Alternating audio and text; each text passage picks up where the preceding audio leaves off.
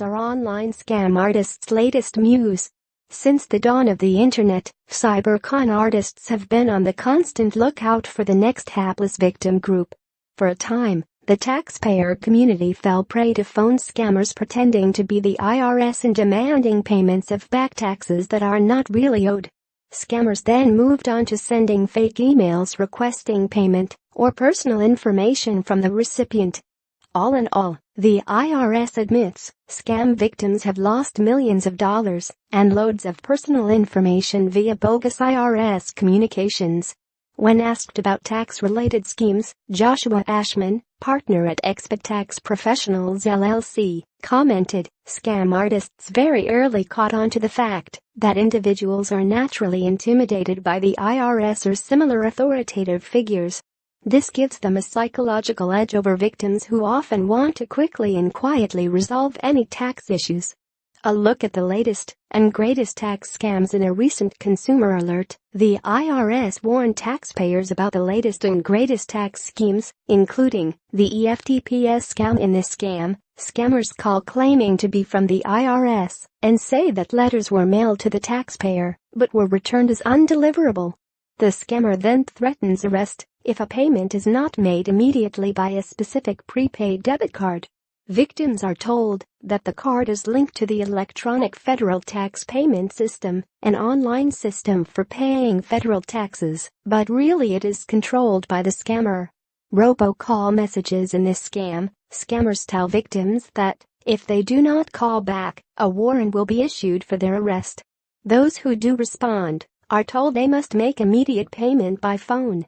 Private debt collection scams. In this scam, scammers pose as private collection agents, which is often persuasive because the IRS in fact uses collection agencies to collect taxes that are past due.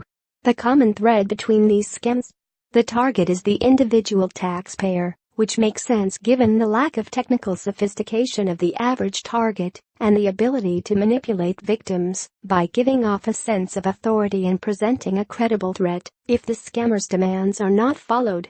The newest victim, tax preparers. Most recently, hackers and online scam artists have targeted an entirely new victim community, professional tax preparers. What makes preparers such a juicy target? In short, tax preparers have a wealth of information on many individuals stored on their systems, networks, emails, and whatever online means they use to store client information. A single hacked computer of a tax preparer is a virtual goldmine of information, including social security numbers, birth dates, tax information, driver's license information, bank account information, credit card details, etc. With this type of information on hundreds, if not thousands, of individuals, identity theft becomes that much easier for the hacker. What can taxpayers do to protect themselves? Joshua Ashman recommends taxpayers be vigilant about safekeeping the information they provide to tax preparers. When hiring tax help, Mr. Ashman stated, "It's best to find a preparer that has a method for securely storing and sending sensitive information. You should ask your preparer what security measures they take to keep your information safe.